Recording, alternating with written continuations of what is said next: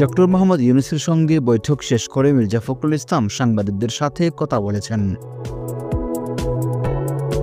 অন্তর্বর্তীকালীন সরকারের প্রধান উপদেষ্টা অধ্যাপক ডক্টর মোহাম্মদ ইউনূসের সঙ্গে বৈঠক শেষে বিএনপির মহাসচিব মির্জা ফখরুল ইসলাম আলমগীর বলেছেন, বৈঠকে অনেক কথা হয়েছে, তবে আমরা সন্তুষ্ট নই। আজ বুধবার দুপুর 12টার পর রাজধানীতে প্রধান উপদেষ্টার সরকারি বাসভবন ও কার্যালয়ে যমুনা রাষ্ট্রীয় অতিথি ভবনে প্রধান উপদেষ্টার সঙ্গে বৈঠক করে বিএনপির একটি প্রতিনিধি দল। বৈঠক শেষে উপস্থিত সাংবাদিকদের মির্জা ফখরুল বলেন, ডিসেম্বরের মধ্যে যদি দেশে নির্বাচন না হয়, তবে দেশে যে রাজনৈতিক পরিস্থিতি, অর্থনৈতিক পরিস্থিতি এবং সামাজিক পরিস্থিতি বিরাজ করছে তা আরও খারাপের দিকে যাবে বলে মনে করেন মিস্টার ফখরুল।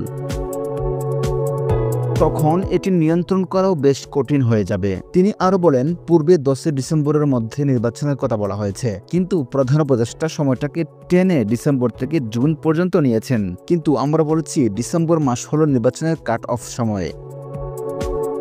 প্রসঙ্গত নির্বাচন নিয়ে সৃষ্ট ধোঁয়াশা কাটাতে একটি সুনির্দিষ্ট রুটম্যাপের আশায় এই বৈঠকে অংশ নিয়েছিল বিএনপি, তবে সন্তুষ্ট হতে পারেনি এই দলটি। এর কারণ হিসেবে দলের মহাসচিব জানিয়েছেন, তারা প্রধান উপদেষ্টার কাছ থেকে নির্বাচনের কোনো সুনির্দিষ্ট ডেডলাইন পায়নি। বিএনপির মহাসচিব মির্জা ফখরুল ইসলাম আলমগীরের নেতৃত্বে বৈঠকে প্রতিনিধি দলে আরও উপস্থিত ছিলেন দলের স্থায়ী কমিটির সদস্য ব্যারিস্টার জমির উদ্দিন সরকার, মির্জা আব্বাস, নজরুল ইসলাম খান, আমির খসরু মাহমুদ চৌধুরী, সালাউদ্দিন আহমেদ ও ইকবাল মাহমুদ চকু। এখন বিএনপি কি করবে এমন প্রশ্নের জবাবে মির্জা ফখরুল বলেন, আমরা দলীয় ফোরামে এবং আমাদের মিত্রদের সঙ্গে আলোচনা করে সিদ্ধান্ত জানাব। ডেস্ক রিপোর্ট, ফারগাম নিউজ।